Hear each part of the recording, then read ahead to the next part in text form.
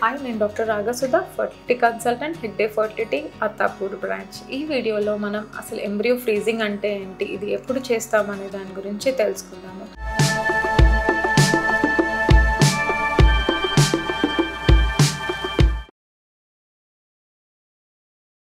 So IVF ప్రొసీజర్లో మనం eggs collect చేసి స్పర్మ్స్తో కలిపి ఎంబ్రియోస్ ఫామ్ అయిన తర్వాత వాటిని ఫ్రెష్ ట్రాన్స్ఫర్ అంటే అదే సైకిల్లో ఎంబ్రియోస్ ట్రాన్స్ఫర్ చేయడాన్ని ఫ్రెష్ ట్రాన్స్ఫర్ అని అంటాము. బట్ కపుల్కి 2 ఎంబ్రియోస్ కన్నా ఎక్కువ వచ్చినప్పుడు మనం ఆ రిమైనింగ్ ఎంబ్రియోస్ అనేటివి ఫ్రీజ్ చేస్తాము అండ్ ఫస్ట్ 2 ఎంబ్రియోస్ని ట్రాన్స్ఫర్ చేస్తాము.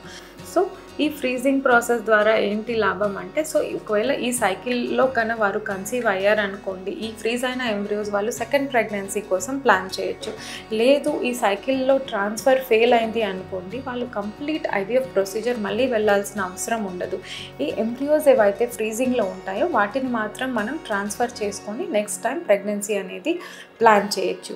అండ్ కొంతమందిలో బాడీలో నెంబర్ ఆఫ్ ఎగ్స్ అనేవి ఎక్కువగా ఉంటాయి. సపోజ్ పీసీఓడి పేషెంట్స్ ఉన్నారనుకోండి, వారికి నెంబర్ ఆఫ్ ఫాలికల్స్ ఎక్కువ ఉంటాయి. వారికి ఐవీఎఫ్ చేసినప్పుడు ఎంబ్రియోస్ ఎక్కువ వచ్చే ఛాన్సెస్ ఉంటుంది. ఇలా ఎంబ్రియోస్ ఎక్కువ వచ్చినప్పుడు వాళ్ళ బాడీలో హార్మోన్ లెవెల్స్ ఎక్కువ ఉంటాయి. కాబట్టి అలాంటి వారికి ఫ్రెష్ ట్రాన్స్ఫర్ చేస్తే మనకి ఎంబ్రియో ఇంప్లాంటేషన్ అనేది అవ్వకుండా ఉండే ఛాన్సెస్ ఉంటుంది. అంతేకాకుండా వారిలో ఓహెచ్ఎస్ఎస్ వచ్చే ఛాన్సెస్ కూడా ఎక్కువగా ఉంటాయి. సో అలాంటి వారిలో మనము ఆ సైకిల్లో ఫ్రెష్ ట్రాన్స్ఫర్ చేయకుండా వచ్చిన ఎంబ్రియోస్ అన్నిటినీ ఫ్రీజ్ చేసి నెక్స్ట్ సైకిల్ లేదు ఆ నెక్స్ట్ సైకిల్లో ఓన్లీ ఎండోమెట్రియల్ లైనింగ్ ప్రిపేర్ చేసి వారికి ఎంబ్రియో ట్రాన్స్ఫర్ అనేది చేస్తాము.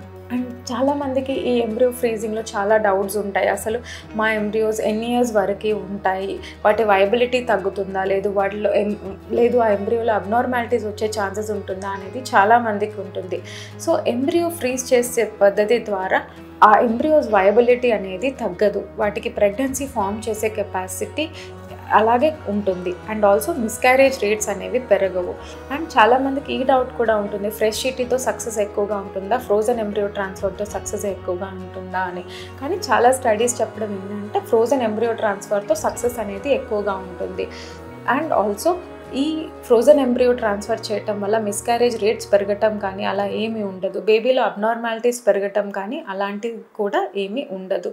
అండ్ మోర్ ఓవర్ మీ ఎంబ్రియోస్ని మ్యాక్సిమం 10 to 15 years వరకు కూడా ఫ్రీజ్ చేసుకోవచ్చు. Thank you.